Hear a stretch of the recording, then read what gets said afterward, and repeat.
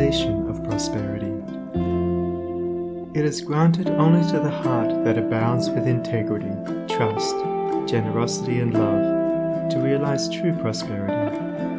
The heart that is not possessed of these qualities cannot know prosperity, for prosperity, like happiness, is not an outward possession, but an inward realization. The greedy man may become a millionaire, but he will always be wretched, and mean, and poor, and will even consider himself outwardly poor, so long as there is a man in the world who is richer than himself. Whilst the upright, the open-handed and loving will realize a full and rich prosperity, even though their outward possessions may be small.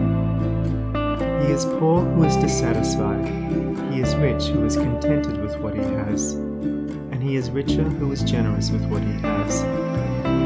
When we contemplate the fact that the universe is abounding in all good things, material as well as spiritual, and compare it with man's blind eagerness to secure a few gold coins or a few acres of dirt, it is then that we realize how dark and ignorant selfishness is.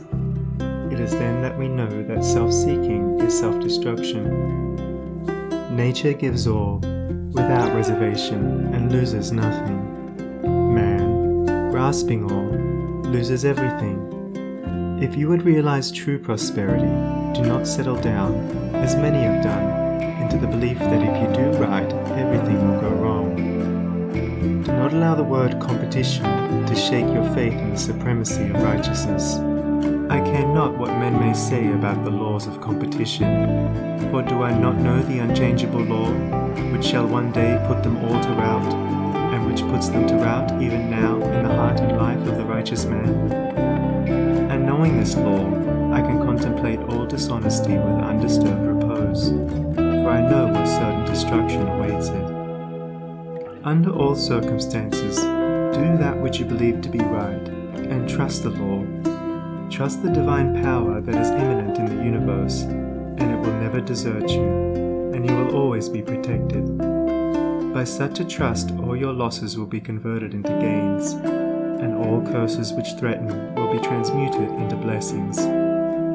Never let go of integrity, generosity, and love, for these, coupled with energy, will lift you into the truly prosperous state. Do not believe the world when it tells you that you must attend to number one first, and to others afterwards.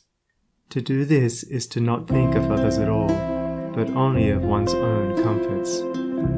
To those who practice this, the day will come when they will be deserted by all, and when they cry out in their loneliness and anguish, there will be no one to hear and help them. To consider oneself before all others is to cramp and warp and hinder every noble and divine impulse. Let your soul expand, let your heart reach out to others in loving and generous warmth, and great and lasting will be your joy, and all prosperity will come to you. Those who have wandered from the highway of righteousness guard themselves against competition. Those who always pursue the right need not to trouble about such defense. This is no empty statement. There are men today who, by the power of integrity and faith, have defied all competition, and who, without swerving in the least from their methods, when competed with, have risen steadily into prosperity, whilst those who tried to undermine them have fallen back defeated. To possess those inward qualities which constitute goodness is to be armoured against all the powers of evil, and to be doubly protected in every time of trial.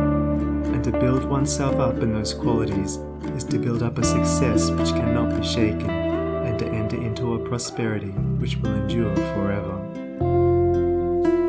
The white robe of the heart invisible is stained with sin and sorrow, grief and pain, and all repentant pools and springs of prayer shall not avail to wash it white again. While in the path of ignorance I walk, the stains of error will not cease to cling. Defilements mark the crooked path of self, where anguish lurks and disappointment sting. Knowledge and wisdom only can avail to purify and make my garments clean. For therein lie love's waters, therein rests peace undisturbed, eternal and serene.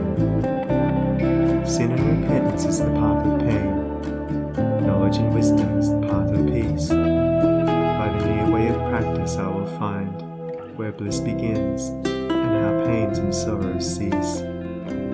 Self shall depart, and truth shall take its place.